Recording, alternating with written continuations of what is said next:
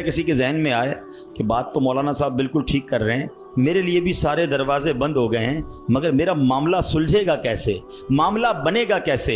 एक साहब थे, काफ़ी अमीर थे, अपना बंगला भी था, अपनी गाड़ी भी थी, अल्लाह पाक ने बहुत दिया था। शाम को घर आए, बच्चों के साथ वक्त गुजारा, खाना खाया और उसके बाद अपने बिस्तर पर लेट गए। रात हो गई थी, बड़ा नरम बिस्तर था, ठंडा कमरा था, मगर करवट बदलते जा रहे थे, नींद नहीं आ रही थी। अब नींद भी अल्लाह पाक की नेमत है, जिसको आ जाए लोग इसकी भी कदर नहीं करते। पूछो उससे जिसको नींद नहीं आती। अब काफ़ी देर तक करवट बदलने लगा कि पता नहीं क्यों नींद नहीं आ रही, चलो आज थोड़ी सी फ्रेश एयर लेता हूँ, शायद नींद आ जाए। घर से बाहर निकले, गाड़ी स्टार्ट की और आगे चलते रहे और घूमने लगे गलियों में। अचानक एक मस्जिद नज़र आई और मस्जिद का दरवाज़ा खुला नज़र आया। कहा चलो यार ऐसे ही घूम रहा हूँ, ज़रा मस्जिद के अंदर चला जाता हूँ, वज़ू करके कुछ 2 रकात नफल पढ़ लेता हूँ। मस्जिद के बाहर गाड़ी पार्क की, वज़ू किया, मस्जिद के अंदर दाखिल हुए तो जैसे ही मस्जिद के अंदर गए तो पूरी मस्जिद खाली, मगर हल्की हल्की कहीं से रोने की आवाज़ आ रही। रात को इस वक्त कौन है मस्जिद में और क्यों रो रहा है?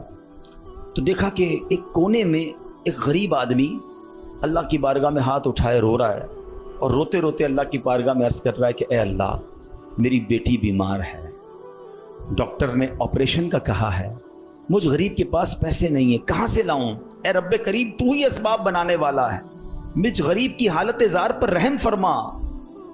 उस अमीर शख्स को समझ आ गया मुझे नींद क्यों नहीं आ रही थी, मुझे कहीं भेजा गया है, मैं ढूंढते ढूंढते इसी के लिए आया हूँ। अल्लाह अकबर। वो गरीब के पास गया, जेब में जितनी रकम थी निकाल कर उसके पेश कर दी कि भाई ये ले लो और मेरा ये कार्ड भी रख लो, कभी भी ज़रूरत पड़े तो मुझसे बात कर लेना। उस गरीब शख्स भी कैसा खुददार था, उसने कार्ड वापस दिया, कहा मुझे एड्रेस की ज़रूरत नहीं है, मेरे पास एक एड्रेस मौजूद है। तो कौन सा एड्रेस मौजूद है? बोलो ये एड्रेस है ना, अल्लाह की बारगाह में आया, उसने तुम्हें भेज दिया, जब दोबारा ज़रूरत पड़ेगी तो भी इसी के बारगाह में आ जाऊंगा। हैं, सारे दरवाजे बंद हो जाएं, मेरे करीम का दरवाज़ा खुला होता है। हमारा प्रॉब्लम है, हम जाते ही नहीं उसके पास।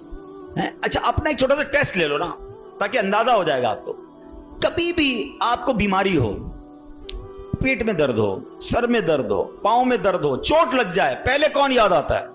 डॉक्टर। है, डॉक्टर के पास चलो, यार बड़ा दर्द है, किसी को मालूम करो कैसे इलाज होगा, दवाई। मैं नहीं कहता डॉक्टर के पास नहीं जाना चाहिए, लेकिन पहले हमें अल्लाह याद आना चाहिए।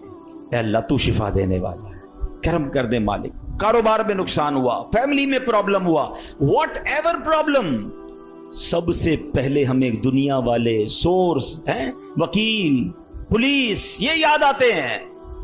होना ये चाहिए कि हमें खालिक के असबाब की ये तरफ लौ लगानी चाहिए, पहले अल्लाह करीम को पुकारना चाहिए। असबाब इख्तियार करना मना नहीं, मगर असबाब के चक्कर में, इस दुनिया के चक्कर में हम भूल गए उसे कि जो हल करने वाला है, जो मुश्किलें दूर करने वाला है, जो औलाद देने वाला है, जो मुसीबत टालने वाला है, उसकी तरफ जाते ही नहीं है। पूरा पूरा दिन दफ्तरों के धक्के खाते हैं, मगर 2 रकत पढ़कर उसकी बारगाह में सर नहीं झुकाते।